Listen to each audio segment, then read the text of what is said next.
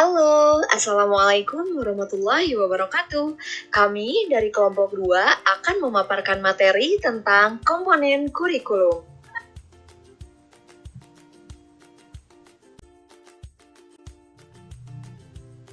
Teman-teman, dapat kita lihat di sini bahwa komponen kurikulum yang pertama adalah komponen tujuan kurikulum. Nah, komponen tujuan kurikulum didasarkan pada kebutuhan, baik kebutuhan siswa maupun kebutuhan masyarakat, yang artinya pelajaran yang dirancang harus memiliki urgensi dan relevansi serta didasarkan pada rasional yang jelas. Nah, perlu diketahui bahwa tujuan kurikulum pada hakikatnya adalah tujuan pendidikan yang akan diberikan kepada setiap anak didik sebagai alat untuk mencapai tujuan pendidikan. Yang mana dalam sistem pendidikan nasional, tujuan umum pendidikan dijabarkan dari falsafah bangsa, yakni Pancasila. Nah, tujuan umum ini kemudian dijabarkan kembali menjadi tujuan yang lebih khusus dan lebih operasional.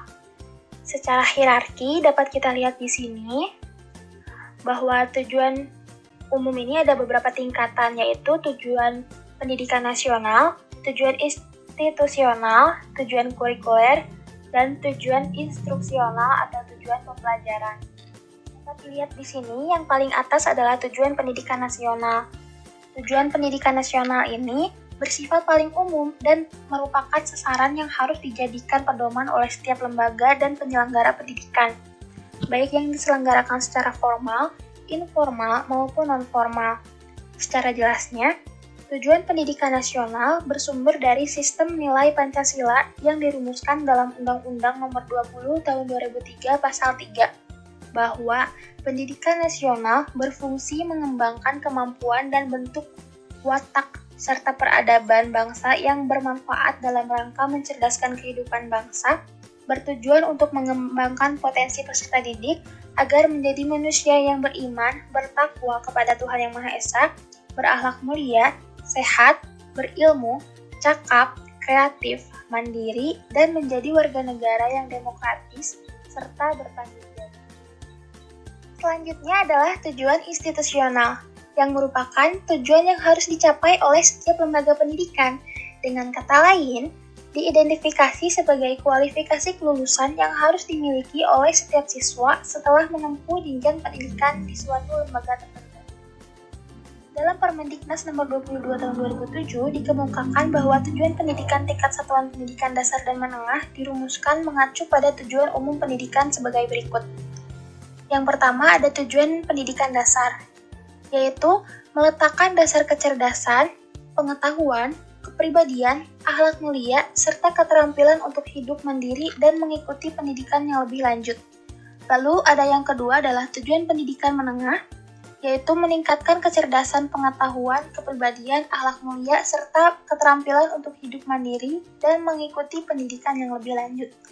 Dan yang ketiga adalah tujuan pendidikan menengah kejuruan, yaitu meningkatkan kecerdasan, pengetahuan, kepribadian, akhlak mulia, serta keterampilan untuk hidup mandiri dan mengikuti pendidikan yang lebih lanjut sesuai dengan kejuruan.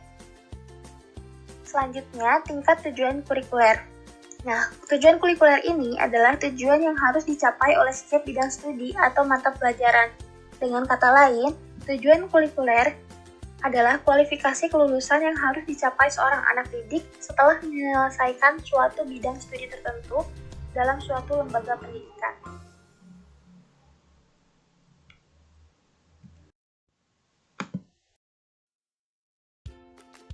Selanjutnya ada tujuan instruksional atau tujuan pembelajaran, yang merupakan tujuan pendidikan yang lebih operasional atau yang lebih khusus, yang harus dicapai dari setiap kegiatan pembelajaran dari setiap mata pelajaran. Nah, bagian dari tujuan kurikuler ini dapat diidentifikasikan sebagai kemampuan yang harus dimiliki oleh anak didik setelah mereka mempelajari bahasan tertentu dalam bidang studi tertentu dalam satu kali pertemuan. Capaian ini harus mencakup aspek kognitif, afektif, dan psikomotor. Pada poin ini, Nana Syawedi Sukmana memberikan gambaran yang lebih spesifik dari tujuan yang ingin dicapai pada tujuan pembelajaran atau tujuan instruksional ini, yakni Yang pertama adalah menggambarkan apa yang diharapkan dapat dilakukan oleh peserta didik. Lalu yang kedua, menunjukkan perilaku yang diharapkan dapat dilakukan oleh peserta didik. Dan yang terakhir adalah menggambarkan kondisi-kondisi atau lingkungan yang menunjang perilaku peserta didik.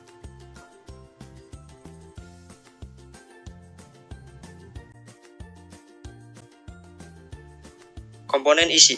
Isi kurikulum merupakan komponen yang berhubungan dengan pengalaman belajar yang harus dimiliki siswa. Isi kurikulum menyangkut semua aspek, baik yang berhubungan dengan pengetahuan atau materi pelajaran yang biasanya tergambarkan pada isi setiap mata pelajaran yang diberikan maupun aktivitas dan kegiatan siswa. Materi maupun aktivitas itu seluruhnya diarahkan untuk mencapai tujuan yang ingin dicapai.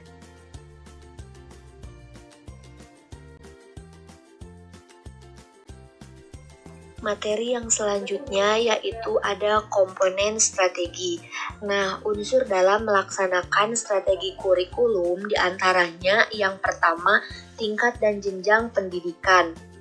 Nah, jenjang pendidikan adalah tahapan pendidikan yang ditetapkan berdasarkan tingkat perkembangan peserta didik, tujuan yang akan dicapai, dan kemampuan yang dikembangkan. Kemudian yang kedua ada proses belajar mengajar. Secara umum, fungsi kurikulum adalah sebagai alat untuk membantu peserta didik mengembangkan pribadinya ke arah tujuan pendidikan. Kurikulum merupakan sesuatu yang dijadikan pedoman dalam segala kegiatan pendidikan yang dilakukan termasuk kegiatan belajar mengajar di kelas. Kemudian yang ketiga ada administrasi dan supervisi. Administrasi pelaksanaan kurikulum berkenaan dengan semua perilaku yang bertalian dengan semua tugas yang memungkinkan terlaksananya kurikulum. Dalam administrasi pelaksanaan kurikulum ini, tujuan administrasi tersebut adalah agar kurikulum dapat dilaksanakan dengan baik. Kemudian ada fungsi program supervisi kurikulum. Nah, fungsi-fungsi tersebut diantaranya yang pertama, pembinaan kepemimpinan kepala sekolah guna meningkatkan tanggung jawab untuk menciptakan hubungan yang harmonis antara sesama guru dan tenaga lainnya. Yang kedua, pembinaan dan peningkatan kemampuan guru dalam proses belajar mengajar dan pengelolaan sekolah secara umum. Yang ketiga, membina kemampuan profesional guru melalui berbagai kegiatan, misalnya rapat kerja, lokakarya dan seminar, dan juga penataran. Kemudian, pengawasan dimaksudkan untuk meningkatkan pengelolaan pendidikan secara menyeluruh yang berkaitan dengan bidang-bidang pengajaran. Nah, unsur yang keempat ada sarana kurikuler. Nah, secara umum, kurikuler adalah rencana atau sebuah acuan yang mendasar dalam proses pembelajaran yang sangat berguna, tentunya bagi guru dan peserta didik, guna mencapai tujuan pembelajaran yang diharapkan. Dengan kurikuler, kita dapat melakukan kegiatan yang tentunya bermanfaat untuk menunjang kegiatan pembelajaran di sekolah. Kemudian yang terakhir yaitu ada evaluasi. Nah, evaluasi dan juga sarana prasarana dalam melaksanakan tugasnya itu menyelenggarakan beberapa fungsi. Yang pertama, pengkajian rencana dan program kerja penyelenggaraan kegiatan kurikulum diklat, evaluasi diklat, serta sarana dan prasarana. Yang kedua, pengkajian bahan kebijakan teknis dan perumusan bahan kebijakan umum penyelenggaraan kegiatan kurikulum diklat, evaluasi diklat, serta sarana dan prasarana. Yang ketiga, pengkoordinasian perumusan bahan kebijakan penyelenggaraan kegiatan kurikulum diklat, evaluasi diklat, serta sarana dan prasarana. Yang keempat, pengkoordinasian, sinkronisasi, dan fasilitas pelaksanaan tugas dengan satuan perangkat daerah terkait, pemerintah provinsi, dan pemerintah pusat sesuai dengan kewenangannya.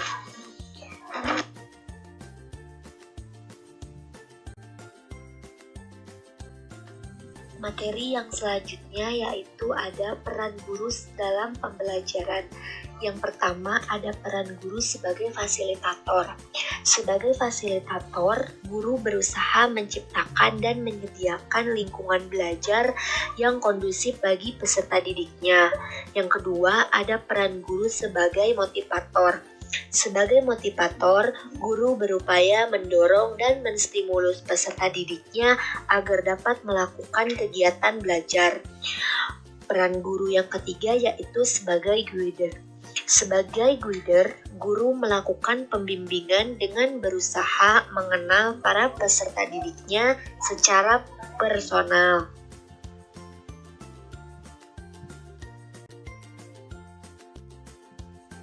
Materi selanjutnya yaitu komponen evaluasi. Komponen evaluasi merupakan asumsi-asumsi untuk melihat efektivitas dalam mencapai suatu tujuan. Selain itu, evaluasi berperan penting sebagai upaya untuk mengumpulkan informasi sejauh mana tujuan pendidikan yang telah dirancang dan direncanakan dapat tercapai sesuai dengan tujuan pendidikan. Dalam pengertian yang luas, evaluasi kurikulum merupakan upaya untuk memeriksa kinerja kurikulum secara keseluruhan dengan beberapa kriteria. Kinerja yang dievaluasi tidak hanya terbatas pada efektivitas saja, melainkan pada relevansi terdapat kesesuaian dari setiap mata pelajaran untuk menunjang keberhasilan peserta didik dalam pelaksanaan kurikulum. Kurikulum bukan hanya mempersiapkan siswa untuk menghadapi perjalanan hidup sekarang, tetapi juga yang akan datang. Artinya, kurikulum juga harus memiliki relevansi antara komponen-komponen kurikulum isi, tujuan, dan proses pembelajaran, penyampaian, dan penilaian. Efisiensi dalam kurikulum harus melihat terlebih dahulu kondisi dan situasi tempat di mana kurikulum akan digunakan, dan kelayakan program adalah studi kelayakan sebuah penilaian terhadap kepraktisan rencana atau proyek yang diusulkan. Komponen evaluasi diperlukan untuk melihat tingkat keberhasilan dalam pelaksanaan kurikulum dan menilai proses pelaksanaan mengajar secara keseluruhan. Dalam pelaksanaan dan pengembangan kurikulum, bahwa komponen evaluasi sangat berkaitan dengan semua komponen lainnya yang dapat mengetahui tingkat keberhasilan dari semua komponen. Komponen evaluasi juga bertujuan untuk mengetahui keefektifan ketiga komponen kurikulum sebelumnya, yaitu komponen tujuan, komponen isi, dan komponen strategi, sebagai upaya untuk mengetahui apakah kurikulum yang telah direncanakan dan diimplementasikan dapat mencapai tujuan pendidikan yang diinginkan.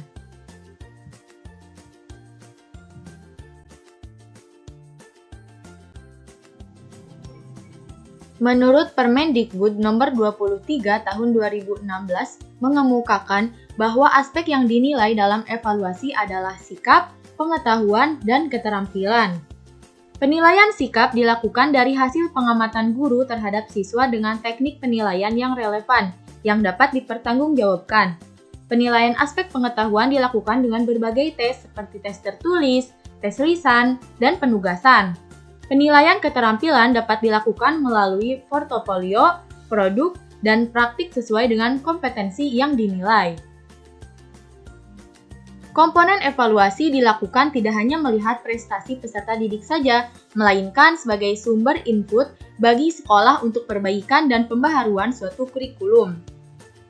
Hal ini menunjukkan bahwa komponen evaluasi bukan sekedar pengukuran untuk pemberian nilai kepada siswa, tetapi juga menyimpan informasi tentang kelemahan dan kelebihan dari ketiga komponen sebelumnya secara keseluruhan. Maka dari itu, evaluasi dapat mengetahui segala sesuatu yang harus diperbaiki, baik sebelum kurikulum diberlakukan atau setelah kurikulum diberlakukan. Hasil-hasil dari evaluasi kurikulum digunakan oleh para pemegang kebijakan pendidikan dan para pengembang kurikulum dalam memilih dan menetapkan kebijakan pengembangan sistem pendidikan dan pengembangan model kurikulum yang digunakan. Selain itu, hasil evaluasi kurikulum juga digunakan untuk guru, kepala sekolah, dalam memahami dan membantu peserta didik dengan memilih bahan pelajaran, metode pembelajaran, dan cara penilaian terhadap peserta didik.